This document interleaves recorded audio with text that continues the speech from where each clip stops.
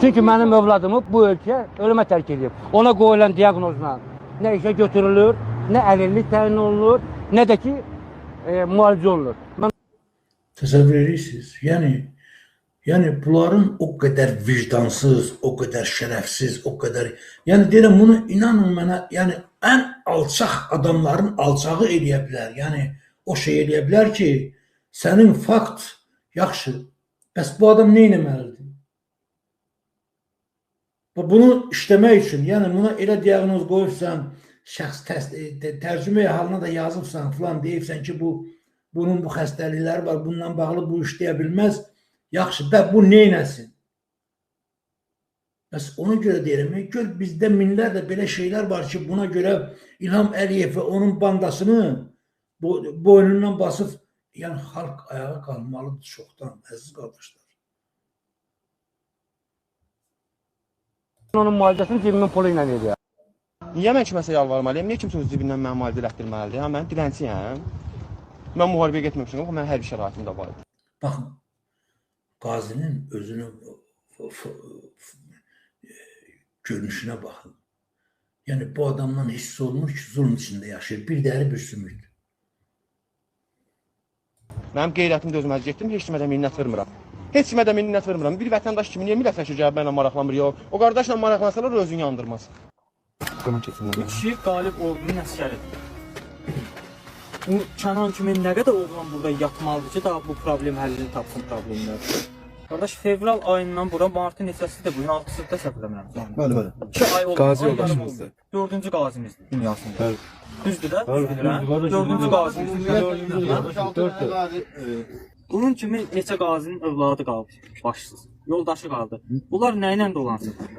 Bir də ki, mən buradan xahiş edirəm, qazi qardaşlarım, döyüşçülərimizə, başınıza dönüm sizə, nə bilim, məni bir qardaş bilirsiniz sözünüzə, ayağınızın altında ölüm, intihar eləməyin, qardaşlar. Və mən düşünürəm ki, dostlar, bax, bizim bugünkü halımız, yəni bizim bugünkü vəziyyətimiz budur.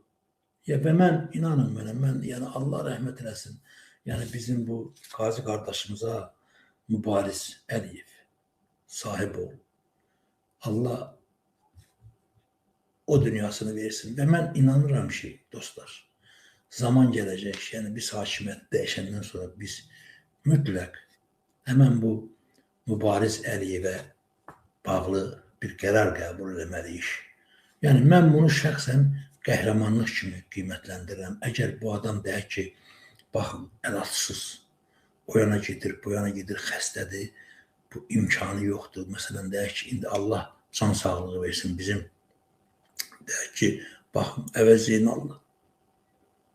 Bu hakimiyyət, bu şərəfsiz hakimiyyət, deyək ki, xalqına, millətinə xidmət edən insanları, baxın, bu Əvəz Zeynallının indi ətrafında, yəni bu görünən adam, tanınan adamdır, yazısıdır, publisistdir, jurnalistdir və ondan əlavə də deyək ki, həmişə efirlərdə olan və insanlara yaxşılıq eləmək əzmində olan bir adam olduğu üçün, baxın, ətrafında adamlar var.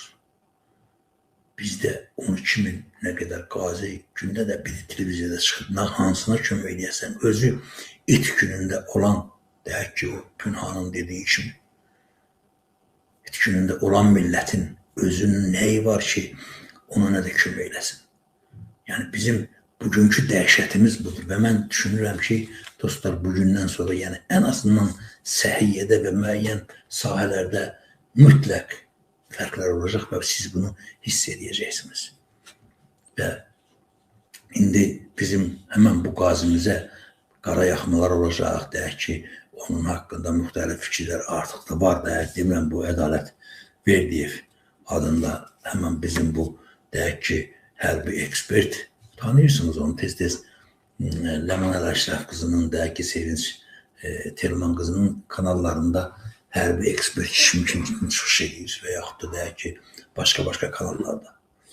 Yəni, mən bir də indi o həkimin də deyirlər, vəziyyəti ağırdır. Mən bir dənə əhvalatı da danışım, yekunlaşdıraq. Mən bu Milli Onkologiya Mərkəzinin, dostlar, niyə yəni bu qədər oranın dəhşətli yer olduğunu bilirəm. Mənim bir dostum var idi, gənc, yeniyetməli illərinin dostu. Yolçu İsayev. Deməli, çoxdan idi görüşmürdük. Günlərin bir günü görünür kətdə evdə dostlardan alıb, mən hələ onda televiziyada işləyənlər vaxtlar idi. Bu mənə zəng elədi. Bizim də belə bir şeyimiz var idi. Yəni görüşəndə bir-birimizdən o illərdən sonra, yeniyetməli illərindən sonra bizim, o da bədii kitab oxumağı çox sevərdi. Mən də bizim bu şeyin Rəsul Həmzətovun Mənim Dağıstanım kitabı var, 2 hissədən ibarət. Yəni çox maraqlı kitabdır. Yəni Dağıstan ləzgilərlə bağlı yazılmış yazıdır. Və Rəsul Həmzətovu da onlar dəhki Lenin kimi qəbul elədilər bir adamdır. Düzdür. Bizə qarşı o erməni-müsəlman məsələsində müəyyən şeylərdə ermənilərin mövqeyini dəstəklədi. Yəni bu Səməd Vurğunla o çox böyük dost olublar. Yəni bu əziz dostum mahnısı da məhz onlarla bağlı yazılmış mahnıdır. Deməli, biz bununla Allah rəhmət eləsin, bu günlərdə mən niyə danışıram bunu? Mənə bizim dostlardan biri zəng edəndə danışdı, dedi ki, bəs İsayev yolçu rəhmətə gedib. Deyirdim, ey yolçu yolumu bizdən salmasan, o da deyirdi ki, od yaxsın başına, od yaxsın sənin. Deyirdim, ey qonaq daxmından razı qalmasan, o da deyirdi, od yaxsın başıma, od yaxsın mənim. Yəni o kitabın, Mənim Dağıstanım kitabı bununla başlayırdı və orada yazılırdı ki, yəni Dağlı ağlının qapısının üstünə yazılan yazı. Yəni bu cür təqdim edir Rəsul Həmzətov onu. Və həmən yolçu günlərin bir günü mənə zəng elədi, görüşdük. Dedim, nə yaxşı Bakıdasan? Bunun da burnunun üstündə qara bir xal var idi. Nəysə, dedi ki, bəs bu xalı götürmək istəyirəm lazerlə. Deyirlər ki, mənə deyirlər ki, lazerlə götürmək olar. Və mən dedim, yaxşı, bu bir gün gedər, bizim də deyək ki, söhbətdən sonra dedi ki, mən sabah onkologiya deyəcəm falan. Onkologiyadan çox hissli şəkildə gəldi, danışdı, çıxdı və dedi ki, mən gedirəm. Getdi, nəysə Gəncəyə, təsəvvür edin və oradan mənə zəng elədi. Deməli, həmən bu xalı, yəni bunun burnun üstündə olan xalı götürmək üçün lazerlə bundan 1200 manat pul istəyiblər. Həmən bu Milli Onkologiya Mərkəzində. Bu da yəni adi traktorist idi kətdə. Yəni bir traktor var idi. Atası traktor parkının müdiri olmuşdu o Sovetlərin vaxtında. Yəni ondan sonra da elə bu da orta məktəb qutarandan sonra traktorist kimi işləyirdi. Və həm də yaxşı şeir deməyi falan, yaxşı söz, yəni yaxşı deyək ki, mütaliəsi güclü idi, yaxşı toylarda da tamadalıqsad edirdi. Yəni belə o nöqteyi nəzərdən. Və mənə dedi ki, zəhmət olmasa get Onkologiya Mərkəzinə, orada mənim bir-iki dənə sənədlərim, analizlərimin cavabı var. Onu mənə al, mənə avtobusların birinə ver, qoy gətirsin, mən onu yolda qarşılayım, götürüm. Və mən onu götürdüm, bu gedər Gəncədə. Gəncədə bunu 600 manata razı olurlar. 600 manata bunun həmən bu burnun üstündəki lazerinin o şeyi götürərlər dostlar. Və mən, Allah rəhmət eləsin, mənə həmən o dostlar dedilər ki, o lazerlə götürəndə nəsə ediblərsə, yəni mən onu görmüşdüm, yəni o operasiyadan sonra, yəni o lazerlə götürəndən sonra burnun üstündə belə bir deşik açılmışdı, yəni burnunun içi görünürdü şeydə. Və mən daha tanıdım düzü soruşmağa da, dedim, indi yəqin o illər keçdikcə yavaş-yavaş deyək ki, o şey qaynayıb qarışacaq, bitişəcək. Sonra mənə dedilər ki, bəs o lazerdən sonra onun o burnu falanı, yəni başlayıb içərdə müəyyən o çürümələr falan azadlar olub və ondan da dünyasını dəyişdi getdi. Allah rəhmət eləsin. Bax, yəni bizim həmən o Milli Onkologiya Mərkəzinin şərəfsizlərini gördüyü, indi ola bilər ki, Gəncədə olan deyək ki, o aparat, o şeylər köhnə olub və yaxud da üslubu nəyisə düz eləməyiblər. İndi Bakıda Onkologiya Mərkəzindən Gəncədəkilərin arasında yəqin ki, o inkişafla, texnika baxımından fərq çoxdur. Bax, həmən o pulsuzluq, həmən o şərəfsizlik onun dünyasını dəyişməyə səbəb oldu.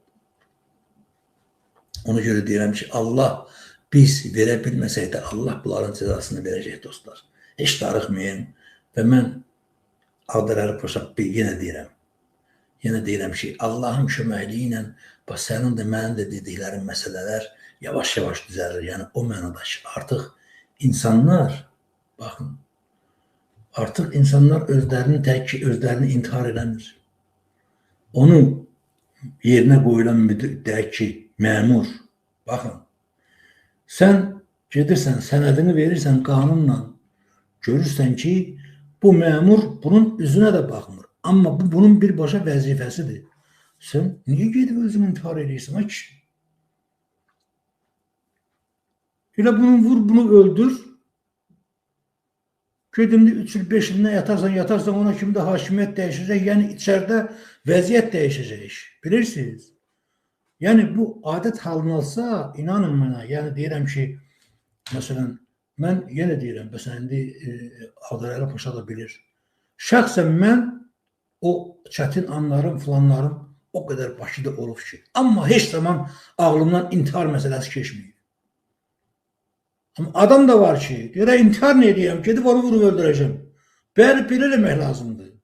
Belə eləmək lazımdır ki, məmur öz yerini bilsin və İlham Əliyevin o yalandan dediyi ki, məmur xalqa xidmət eləməlidir. Bu özü qoyundur, elə bilir biz də qoyunuq. Şərəfsiz, sən birinci xalqa xidmət eləməlisən ki, məmur da baxsın, görsün sən xalqa xidmət edirsən, o da xalqa xidmət eləsin.